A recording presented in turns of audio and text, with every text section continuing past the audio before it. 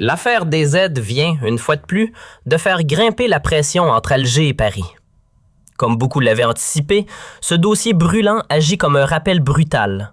Parler d'apaisement aujourd'hui relève presque de la fiction. Depuis plus d'1 an et demi, les relations entre les deux pays restent marquées par une tension persistante.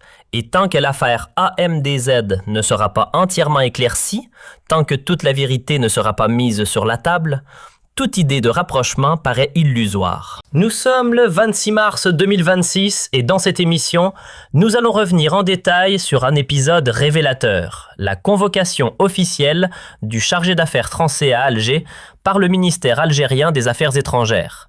Une rencontre loin d'être protocolaire où le représentant de la France a surtout été rappelé à l'ordre pour ne pas dire sérieusement recadré. Disons-le avec une pointe d'euphémisme, Alger a voulu recadrer le représentant français, mais derrière cette formule presque douce se cache en réalité une protestation particulièrement musclée puisque les autorités algériennes ont vivement dénoncé la décision de prolonger l'incarcération provisoire d'un agent consulaire basé à Créteil, un homme soupçonné d'être impliqué dans une affaire. L'affaire des aides vient, une fois de plus, de faire grimper la pression entre Alger et Paris.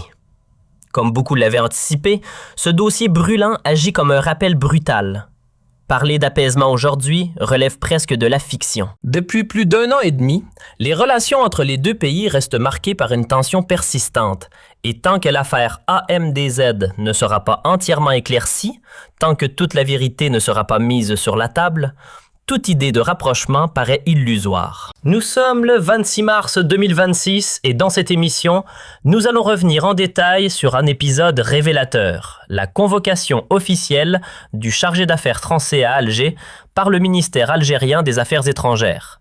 Une rencontre loin d'être protocolaire où le représentant de la France a surtout été rappelé à l'ordre pour ne pas dire sérieusement recadré. Disons-le avec une pointe d'euphémisme, Alger a voulu recadrer le représentant français, mais derrière cette formule presque douce se cache en réalité une protestation particulièrement musclée puisque les autorités algériennes ont vivement dénoncé la décision de prolonger l'incarcération provisoire d'un agent consulaire basé à Créteil, un homme soupçonné d'être impliqué dans une affaire lourde, enlèvement, séquestration et possible opération à caractère terroriste visant le blogueur et cyberactiviste Amir DZ à la fin du mois d'avril 2024. Ce jeudi, le ministère algérien des Affaires étrangères a publié un communiqué sans ambiguïté indiquant que le chargé d'affaires français à Alger a été officiellement convoqué pour entendre une contestation ferme concernant la décision prise la veille, mercredi, de prolonger d'1 année supplémentaire cette détention provisoire et selon Alger, le diplomate français a été clairement sommé de prendre en compte un point jugé inacceptable. Cet agent est détenu depuis avril 2025, malgré la protection théorique que lui confère la Convention de Vienne de 1963 sur les relations consulaires. Mais ce n'est pas tout, puisque le ministère a également exprimé une indignation particulièrement appuyée face aux conditions de détention qualifiées sans détour d'inacceptables, révélées notamment lors de la première visite consulaire autorisée le 17 mars, et comme pour enfoncer le clou, un message a été adressé sans détour aux représentants français. Une telle décision, difficilement défendable selon Alger, ne restera pas sans conséquence sur l'évolution déjà fragile des relations entre les deux pays. En résumé, les autorités algériennes digèrent très mal le fait que, dans cette affaire, l'un de leurs agents consulaires reste toujours derrière les barreaux. Ce qui frappe d'emblée, c'est le silence total côté algérien. Aucune réaction officielle, aucun commentaire et surtout aucune enquête ouverte sur cette affaire MDZ sur le sol algérien, comme si le dossier n'existait tout simplement pas. À l'inverse, la justice française, elle, s'est mise en mouvement sans tarder, en lançant des investigations. Et contrairement à ce que certains laissent entendre, l'homme du consulat de Créteil n'est pas seul concerné puisque plusieurs individus, 8 au total, se retrouvent aujourd'hui impliqués et pour certains incarcérés. Et dans cette émission, nous allons justement entrer dans le détail pour comprendre les raisons derrière la prolongation de la détention provisoire de cet agent, mais aussi se poser une question qui dérange. Les protestations du ministère algérien des Affaires étrangères sont-elles réellement crédibles alors que les éléments s'accumulent et semblent de plus en plus accréditer l'implication de certains responsables algériens dans cette affaire MDZ. Une affaire qui dépasse largement le simple fait divers et qui ne peut être réduite à une invention médiatique ou à une exagération sensationnaliste venue de France. Rappelons également que ce dossier est désormais entre les mains du parquet national antiterroriste, qu'il a été officiellement requalifié en affaire relevant d'une entreprise terroriste, même si, bien sûr, la présomption d'innocence doit être respectée puisqu'aucun procès n'a encore eu lieu, aucun jugement n'a été rendu et aucun verdict n'a été prononcé. Mais à ce stade, des soupçons solides existent déjà quant à l'implication d'un État étranger, en l'occurrence le régime algérien, dans cette opération. On aurait presque voulu y croire. Après la récente visite de Laurent Lunès à Alger au début de l'année 2026, certains imaginaient déjà un apaisement, une sortie progressive de la confrontation, comme si la page des tensions allait enfin se tourner. Mais la réalité rattrape vite les illusions, car on l'avait répété encore et encore, et cela n'a visiblement pas changé, tant que cette affaire sensible reste non résolue, impossible de parler de réchauffement entre les deux pays. Et lorsque Lunès s'est rendu à Alger à la mi-février, juste avant le Ramadan, on avait déjà prévenu que cette crise resterait comme un caillou dans la chaussure, ou plutôt une épine bien plantée dans le pied des relations algéro-françaises. D'autant plus que, du côté algérien, entre justice et pouvoir, on persiste dans une forme de déni difficile à défendre face aux faits.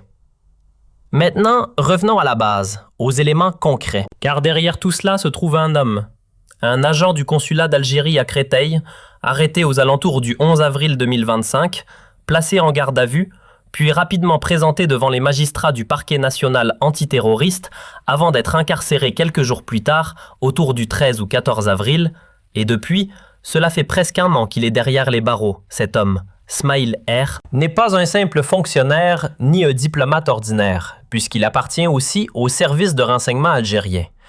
Une double fonction qui, contrairement à ce que certains pourraient croire, n'a rien d'exceptionnel dans ce contexte. Car dans de nombreux cas, les représentants diplomatiques algériens à l'étranger cumulent ces rôles, étant à la fois envoyés officiels et membres du renseignement extérieur, une structure connue sous le nom de DGDSE ou DDSE, étroitement liée à l'appareil diplomatique. Dans des pays jugés stratégiques comme la France, l'Espagne, le Maroc, l'Égypte ou encore l'Italie, il est fréquent que ces diplomates soient en réalité des officiers, parfois colonels ou lieutenants-colonels, issus des services secrets, formés à la fois au code diplomatique et aux missions de renseignement. Et pour être clair, cette pratique n'est pas propre à l'Algérie, puisque dans d'autres grandes puissances, y compris la France, de nombreux ambassadeurs ont également des liens étroits avec leurs services de renseignement extérieur. D'ailleurs, ce mélange des genres n'a rien d'exceptionnel. Que ce soit du côté de la CIA, des services russes ou chinois, cette proximité, parfois trouble, souvent silencieuse, entre diplomatie et renseignement existe partout, presque comme une règle implicite.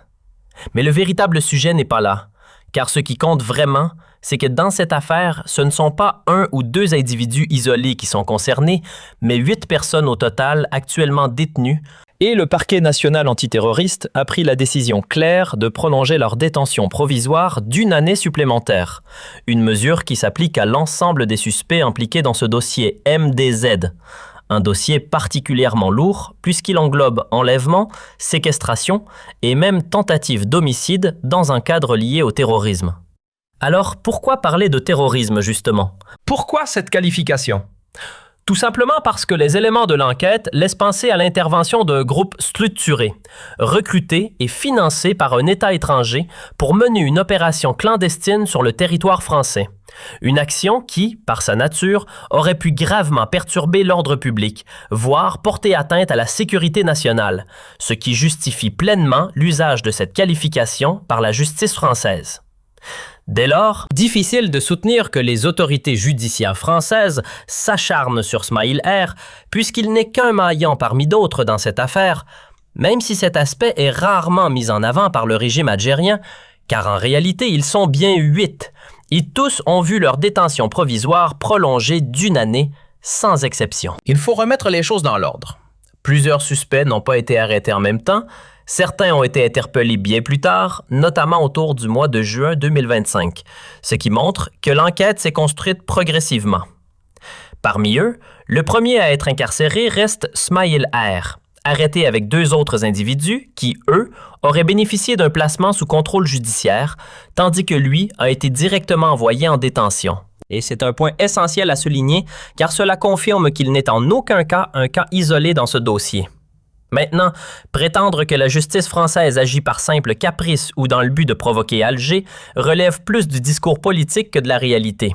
Car une incarcération de ce type ne repose jamais sur du vide. Elle suppose l'existence d'éléments concrets, qu'il s'agisse de preuves tangibles ou d'indices particulièrement accablants. Il faut aussi comprendre que, dans le cadre du droit pénal français, la notion d'entreprise terroriste n'est pas une étiquette posée au hasard, mais un cadre juridique précis qui permet de qualifier certaines infractions lorsqu'elles s'inscrivent dans une démarche organisée visant à semer la peur ou à perturber gravement l'ordre public, notamment à travers des atteintes volontaires à la vie ou à l'intégrité physique, et dans le cas de Meudre des Aides, cette qualification s'explique par plusieurs facteurs déterminants. L'implication supposée d'un État étranger, l'existence d'un groupe structuré, une véritable organisation, et surtout un objectif qui dépasse largement le simple crime de droit commun, puisque l'opération visait une cible pour des raisons politiques et non pour de l'argent ou un règlement de compte ordinaire, ce qui justifie pleinement que l'affaire soit traitée par le parquet national antiterroriste plutôt que par une juridiction classique. Ce n'est pas un hasard si MRDZ s'est retrouvé kidnappé puis séquestré. Ce n'est ni son argent, ni un simple différend personnel qui l'ont désigné comme cible, mais bien ce qu'il représente et ce qu'il dit. Blogueur influent, cyberactiviste suivi par plus d'1 million de personnes sur Facebook, actif sur YouTube, Instagram et TikTok, il s'est imposé comme une voix dérangeante en critiquant ouvertement les dirigeants algériens. Et surtout, en allant plus loin que de simples opinions, en exposant des dossiers sensibles, en évoquant leur sphère privée, leurs proches, mais aussi des affaires bien plus lourdes, corruption, crimes, enjeux politiques. Autant de sujets qui, évidemment, ne passent pas inaperçus. C'est précisément cette dimension qui fait toute la différence, car on ne parle pas ici d'un enlèvement classique motivé par l'argent, ni d'un règlement de compte banal ou d'un acte impulsif, mais d'une opération pensée, organisée, structurée en amont, avec un objectif clair. Neutraliser une voix critique pour des raisons politiques et potentiellement la livrer à une entité étrangère, ce qui donne à l'ensemble une gravité toute particulière et explique pourquoi l'affaire est qualifiée d'entreprise terroriste. Si Smaïl R se retrouve aujourd'hui derrière les barreaux, au même titre que les 7 autres personnes impliquées, ce n'est certainement pas par hasard ni par acharnement, mais bien parce que des éléments sérieux existent. Contrairement à ce que tentent de faire croire les autorités algériennes depuis le début, leur ligne de défense reposant sur une idée simple, il n'y aurait rien, ou presque rien, contre lui, à part un simple relevé de bornage téléphonique. Sauf que cette version ne tient pas vraiment, car non seulement ces données sont déjà en elles-mêmes troublantes, mais elles ne constituent qu'une partie d'un ensemble bien plus large, puisqu'Ismaïl R a été localisé à proximité du lieu de l'enlèvement quasiment au moment des faits, aperçu près du domicile de la victime, puis à proximité de l'endroit où elle a été retenue, ce qui déjà pose question. Mais surtout, ce n'est pas tout. Car des échanges, des communications et des traces numériques ont été identifiés, révélant des contacts entre lui, des individus liés au milieu criminel et des intermédiaires ayant servi de relais entre certains responsables des services algériens et le groupe ayant exécuté l'opération, ce qui dépasse largement le simple cadre d'un bornage téléphonique, contrairement à ce que l'on tente de faire croire. Et si la justice française a choisi de le placer en détention plutôt que sous contrôle judiciaire, alors même qu'il disposait d'un statut officiel et d'un passeport de service, c'est notamment en raison d'un risque évident, celui de la fuite. Un scénario loin d'être théorique, puisque 2 autres figures importantes liées à cette affaire, des diplomates et agents des services algériens, ont tout simplement quitté le territoire français au moment où l'enquête s'intensifiait. À commencer par un premier secrétaire de l'ambassade d'Algérie en France, rapatrié discrètement dès que les investigations ont été lancées par les autorités françaises. Preuve que la crainte d'une disparition n'était pas infondée. Et puis il y a cet autre nom qui revient, qu'on hésite presque à prononcer tant il semble s'être volatilisé. Oussamadine Baziz. Voilà, c'est bien lui. Vice-consul au consulat d'Algérie à Créteil, officier avec le grade de lieutenant-colonel et surtout l'un des maillons importants de cette affaire. Après Salah Saloum, premier secrétaire de l'ambassade d'Algérie en France, lui aussi a été discrètement renvoyé vers Alger, mais pas de manière ordinaire, puisqu'il n'a même pas emprunté les circuits classiques de sortie du territoire.